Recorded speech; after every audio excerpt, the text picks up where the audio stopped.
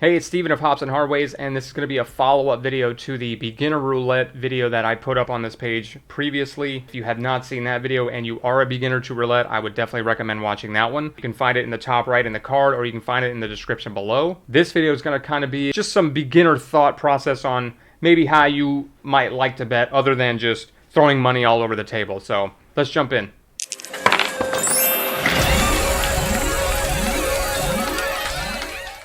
So just as we did in the beginner intro to roulette video, we're going to pretend this is a $5 minimum table. This time we're going to buy in for $100, since that's probably a much better buy-in than $50 like we did in the beginner video. We will say these are all $1 units or $1 chips. An entire 100 looks like a full rack. 5 stacks of 20, that equals 100. That'll be our play money for this video and some of these strategies that we're going to try out. Now, it's important to note that roulette strategies are ideas. There is no strategy in roulette that can beat the game every time, and if you see any videos claiming that, or if anybody tells you they have thought up a way to do it, they're wrong, unfortunately for them. A lot of strategies, even successful strategies for people, are usually based on something called the gambler's fallacy. I'm going to talk about statistics for a couple of minutes, so hopefully you're not too bored by it, but I do think it's a good baseline bit of knowledge for beginners to have in roulette or just gambling in general. So what is the gambler's fallacy? The gambler's fallacy is an idea that is based on erroneous thinking that a certain event is more or less likely to occur given a previous series of events. This definition goes on to say that this line of thinking is incorrect because each event should be considered independent and its result have no bearing on past or present occurrences. So let's say you're standing at a roulette table and you see the numbers 6, 17, 33, and 13 roll back to back. You might start thinking to yourself, you know what looks like a really tempting bet right now? Red. Look at it down there all shiny and pretty. Now you may not be thinking that at all, but what if another black number rolled? What if a 15 rolled? Would that start to sway you? What if another 15 rolled? Would that start to sway you? What if after all these numbers, a 4 and a 29 rolled, for a total of 8 black numbers in a row? Surely a red number is due by now, right? Each spin of a roulette wheel in statistics is known as an independent event, and independent events are not affected by previous events. So spin 1 on a roulette wheel does not influence spin 2, spin 2 does not influence spin 3, and this goes on forever and ever. This idea is also summarized often by coin flips. So if you flipped a coin 8 times in a row and got heads, if you fall into the gambler's fallacy line of thinking, you would start to think that the odds of tails coming up becomes greater. It's as if some cosmic force has control over the roulette wheel and is surely going to make the outcomes become closer to even over time, which if you are a little more familiar with statistics, you might be thinking about the idea of the law of averages, which is a commonly held belief that a particular outcome or event will, over a certain period of time, occur at a frequency that is similar to its probability. So, red and black on a roulette wheel have a probability of roughly 48%. So if you spun a roulette wheel thousands and thousands of times, the total overall outcomes would approach something roughly close to that probability. It's no coincidence that literally the first example on the law of averages Wikipedia is about the idea of the gambler's fallacy. More specifically, as an example, they use a roulette wheel that has landed red 3 consecutive spins, and that an onlooker might apply the law of averages to conclude that on its next spin it must, or at least is much more likely to land on black. Lastly, the most famous example of the gambler's fallacy is again on roulette. It happened in 1913. The roulette wheel's ball was observed falling on black several times in a row, which led people to believe that it would soon fall on red, so they started putting all their chips on red. Eventually, the ball did fall on red after 27 times landing on black. Accounts state that millions of dollars had been lost by then. So what does all this mean, and why are we making a video about roulette strategies anyway if they're all based on gambler's fallacies? I think it's important for beginners to just have a basic grasp of some of these ideas before they start plopping large amounts of money on the table, especially if you're looking through Google and finding all these clickbait tagline titles of can't lose systems, which are plentiful. Some systems can work some of the time, no one system can work all of the time. This includes systems that take advantage of streaks or a lack thereof. Another system to be aware of is one called the martingale betting system, which is also prevalent in a lot of these systems you find online. There will be a video in the future about this in greater detail, but on a surface level, it basically means you double your bet on every loss. This can be pretty detrimental to your bankroll pretty quickly, considering you only need 6 losses to get up to a bet of $320 on a $5 table, which could have you flirting with the table maximum. And not to mention, you will have already lost $315 over the course of those 6 losses. So you'll have to carry a whole bunch of money to play a system like this, and we've already kind of discovered how it can lose. You can just ask the people of the 1913 Monte Carlo incident. So a lot of times you'll see players buy in, they'll get their stack of chips and throw money pretty much everywhere. They want to cover all kinds of stuff. There's really no rhyme or reason why they're betting this way. Nothing wrong with it, especially if it works. I mean, that's the thing with a lot of strategies too you see online. If they work, then they're great. You know, if this is your strategy all the time, it's great because you got a lot of numbers covered. But if a 1, a 3, you know, what else are we missing? 22, 36, continue to roll, especially a lot of times over the course of 10, 20 rolls, you're going to miss a lot. You'll see people do this all the time. It might work, it might not. Especially, you know, the zeros roll. We don't have zeros covered. 1, 2, 3, 4, 5, 6 numbers are going to miss completely. And, you know, you're thinking the odds are low, but it definitely happens. It happens all the time. So we hit a 13. We don't have a lot on it. We've got a couple corners here. But let's see what this would even look like on a payout. So this is all the money we lost. 2 pretty big stacks. Let's see. Let's add this up really quick too. 38. Yep, because we got 2 there, so that was 40. So 38 we lost. Remember, the corner pays 8 to 1. So that's 8 twice. It's going to be 16 is what we're going to win there. So there's your 16 to 2 payout. This is all we lost. And, you know, you've got empty chips in the rack. You've obviously, you hit on a number, not the biggest number we had out. We had multiple numbers with a lot stacked on them. But we lost, what, 12? It looks like? No, excuse me, 22? Yeah, 22. Now again, if you cover less numbers, you're less likely to hit. Even if you put that much money out on the felt on less numbers, obviously you're going to get paid more. You have more chances to miss though, so you have this back and forth. That's what roulette's all about, really. It's a risk versus reward type of game. So let's go ahead and buy ourselves back up here. Give ourselves back the money we lost. We're back to 100. So as a beginner, there are some things that are interesting on the felt. Firstly, in this top column, there are 8 red numbers to 4 black numbers, and the opposite's true in the middle column. There are 8 black numbers to 4 red numbers. So if you like red numbers, you could play the table minimum on red, which is 5 chips. Right? So you got your 5. Put that on red, and then take another 5 and put it on this column. So now if any of these numbers hit, you've won twice. Now if a black number hits over here in this column, you've only hit the column, but it pays 2 to 1, so you've still made money. And if you hit a red number not in the column, you've hit red but not the column, so you get paid even money, so you actually break even. This is a pretty low-key way to play. You're only wagering $10, and the odds of hitting these are good, especially the red. Obviously, you have roughly a 50-50, slightly less. Not foolproof, but this could be a system in itself. Just playing a color and a corresponding column. Maybe you bounce that color around back and forth. Maybe you ride it out until it changes numbers. That's what some people do. They like to play streaks. Okay, so we hit a 30. We hit both, so that's a great way to play right there. You're going to get $5 on that, and then up here you're going to get 2 to 1. So we made $15. So that's your profit versus your bets. So you bet 10, you won 15.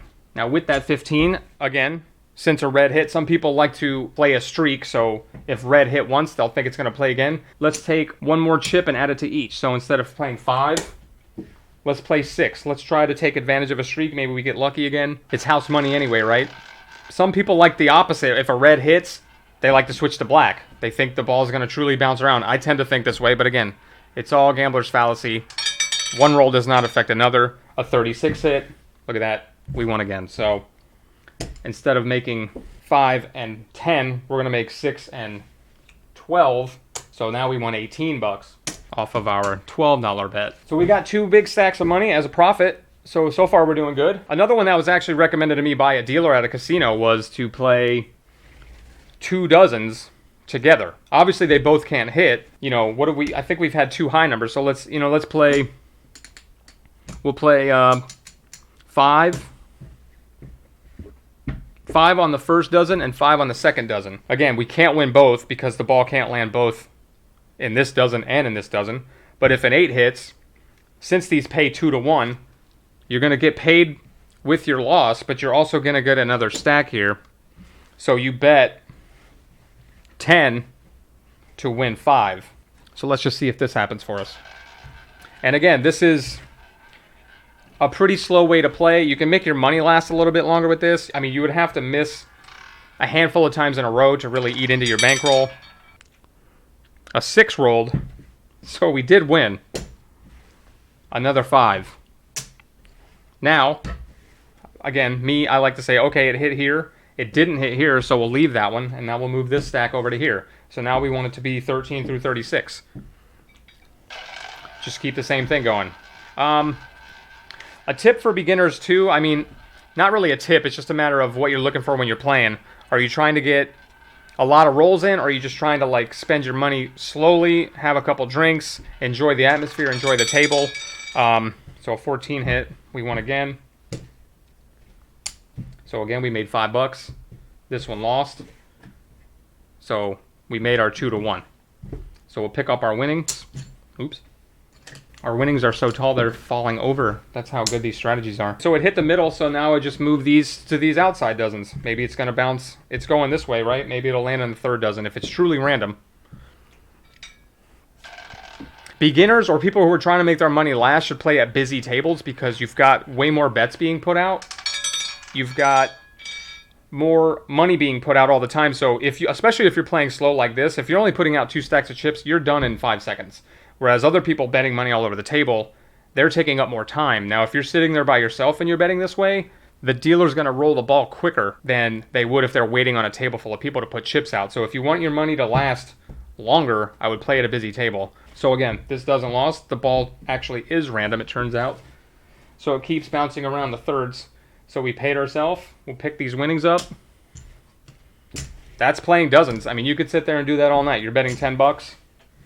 Our winnings are just based off these 2 strategies, 30, 48. So $48 just off of playing the outside and bouncing around dozens and playing colors and columns. Since the columns are the same as the dozens, you could do the same with the columns. You could play 2 columns. You could do that as well as dozens. Let's see, so the 27 hit. So we'll leave this column empty, and this doesn't hit, so we'll leave that dozen empty. You're wagering $20, $20 a spin. And the more money you start making, maybe you press up. You put a unit out extra, 21. So we did actually miss our column. So we'd lose these 2 columns. This doesn't hit, so we'd pay ourselves there. So we actually lost 5 by playing 2 dozens and 2 columns at the same time. The same column hit though, so we'll just move that, and we'll play the same columns, but we'll move the dozen around. Again, playing the same way as just playing 2 dozens. We just added 2 columns at the same time to just mix it up, match numbers to get paid a little more, if we can do that. 31, there we go. So we hit, obviously this column lost and this dozen lost, but we have to pay it. So there's our winnings from our losses, and then I actually don't have enough chips to pay that. I'm gonna buy 20 back from the player. So this is actually in our bankroll, just so I can keep paying. I only have 150 chips in every color. It's rough to run your own little home casino table. That's how I know I'm doing really good, is if the banker runs out of chips to keep paying me out. So there you go. Those are pretty basic strategies for a beginner. We're not like breaking the bank by any means, but we're not risking a lot. If those continue to miss, obviously you would lose out a lot. So maybe just stick to the $2 $5. If you're up a little bit and you want to get a little more risky, play 2 dozens, 2 columns. Not the worst strategy in the world. There's definitely worse ones there's possibly better ones. Piggybacking off the idea of betting by color, there are a lot of black numbers kind of clumped up in different areas. Kind of, you know, you've got these 4 here kind of clumped, and then you've got the same pattern here. So you could, let's do 1, 2, 3, and then maybe take the streets, right? Or excuse me, the lines. And then put your 5 on black. And then again, you could do this by playing the columns too, you know what I mean? Like you could still take this middle column because there's a lot of black numbers in it. And what you've done here is given yourself a chance to get a really good payday on a couple of numbers. So like 11, you're going to get paid really well. 10, you're going to get paid really well because you've got, you know, 3 chips distributed across it. The same with 28, 29. If you want to make a little more money, obviously you have to wager a little bit more. I mean, we're betting 5 here. And then 5 and 5, so it's still only $15. But you have a greater chance to actually make a lot of money if one of these numbers happens to hit for you. 23, so we actually missed that completely. There's also, you know, there's kind of 2 pluses here with black. There's that one, and then it goes to this one as well. So you could kind of try to target all these black numbers here. So if any of those hit, you've at least got some money on them.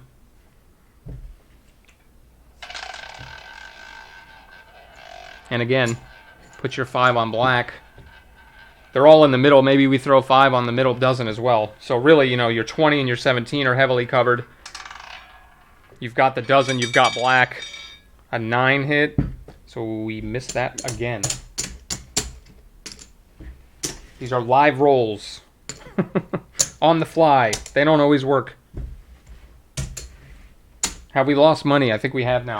Well, no, we got the $20 bill sitting there, so we're still up. Honestly, the best system I like to play is finding a number you like and loading up on it. Just so, especially if it's a lucky number. I mean, you're gambling. Hopefully you're feeling lucky. You're trying to get lucky. If you're there for your 21st birthday, maybe you know, let's play 3 there. We've got some red numbers covered. Let's play the street it's on.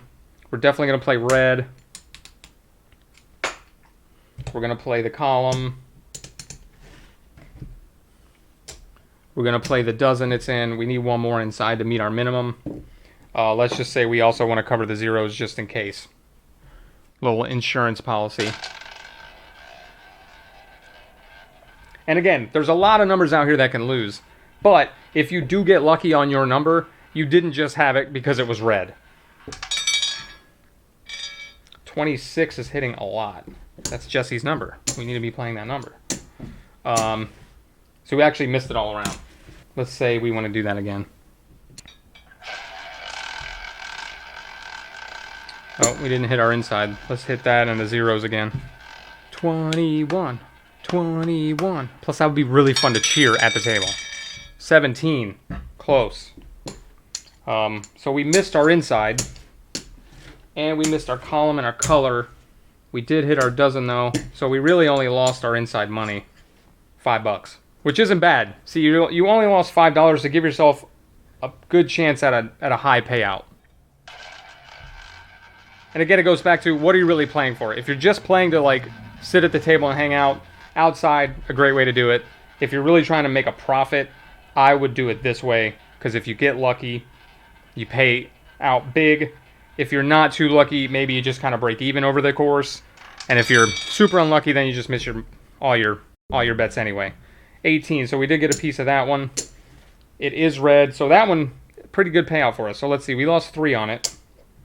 Let's pay our outside. So just on the outside, we made 10, 25. We made $25. This pays 17 to 1. 15, 17. So there you go. Over $30 win on that one. And that wasn't even our number. It was just a neighbor to our number. Oop, the 0 lost before and I missed it. If you're a dealer, you know, feel free to comment on my terrible dealing skills. 14. So 2 out of 3. Missed the column, but did hit the dozen. So there's our break even, and we actually made 5 So still a profit, even though it looks like we didn't really hit it that much. So we're just going to keep doing this a little bit. We've got some high probability bets outside, and then we've got some more direct bets on the inside, giving us a chance to hopefully hit big on your lucky number, on your 21st birthday, or whatever day it happens to be. 8. I thought that was 21, but it was 12 upside down. So the inside missed. Actually, we missed everything on that one, unfortunately. No dozen, no column, no color. But we're still stretching our money. The drink ladies come around once or twice. We're having a good time. 22. Again, very close. So no inside. Gotta remember to grab that 0. The outside hit. Red had missed. Column missed. So lost 5 on that one again. Maybe there's a better way too, especially, you know, if your number's not on the edge like this, you can kind of surround it. In the beginner video, I was covering and surrounding 5. 35, that's not too great for us. Missed it everywhere again. 25. So it is not inside where we want it. It's not in the dozen or the column. It is red though. So we lost 10 on that one. This is more of a static strategy, right? Maybe you like to bounce around. Maybe you like to make your decisions based on what's happened already. And a lot of people do that. That's why they have the number history there. 23, so we got a corner on that one. So we lost 4, but we did hit it. Dozen, we missed the column, and we hit red. So we're up 1. 5 there is 6. And then this pays 8 to 1. What's that, $14 we won? That fallacy starts to kick in too. I know for me, if I've been betting a number all night and then I kind of stray away from it, I'm like, it's going to hit if I don't play it now. You know what I mean? So, like, should we switch the strategy? That's the good side to playing something a little static like this. 22 has hit twice now and we did not have it. So we lost another 10 again. What if 21's not our number? Let's say it's 20. Because then you can get in the middle there. So if 20 hits, then you have a lot more payout. And we still have 21 pretty well covered. Hey, Future Steven here. In this moment, I actually think that I moved this top column to be in the middle column where it should have been, so that it could be on a black heavy column. But so as not to confuse anybody, I'm going to use some of my expert video editing skills to actually fix it now so that when I pay it in the future, it looks correct. Ah, perfect. There we go. Back to the roll. Obviously, these 4 numbers are pretty well covered. 20's greatly covered. And then the outside corner, you're going to get a little bit of money on. If they're black, even more so. 20, we did it. We switched right at the right time. Just to prove it. There's your 20. All right, let's not pay ourselves with our own money. Here we go. So, again, we're not going to have enough chips probably to pay ourselves out here. So each corner is getting 8 to 1. Which, instead of doing math, I just kind of lazily stack chips to pay these out. So I know that is 8 to 1 4 times. And then here you're getting 35 to 1 because you hit it straight up. I actually don't have enough to pay that. So we have 35 actual dollars we will just set here. So let's cash ourselves out. That was a good hit. Let's stack this in this rack so we know what we're actually up here. So that's 100 that we bought in for, plus 20, 40, 55. And then that's 10, so that's 65, 75, 85, 86, 87, 88. So our original buy-in plus $88. Most of that from the one hit on the 20. So you can see, playing the outside, you don't make a lot of money. You'll hang around, you'll stay in the game, unless you get on a really cold streak. But if you mix that with loading up on one number, you can possibly walk away with a pretty big payout. And again, you could keep playing it. Maybe it hits again. I've seen a lot of times a number hits twice in a row. Which, that'd be the last beginner tip I have for you. If you leave the table, try not to look at the next number. But we all do it. A 9. Okay, see? We walked right at the right time. So that's going to be it for this video. If you found it helpful, like it, give it a thumbs up, subscribe to the channel. We're going to be doing way more roulette videos, craps videos, blackjack videos, all kinds of stuff. Share it with a friend if you think it might help them out. If you have any strategies you like, let us know in the comments below, and we will see you guys in the next video.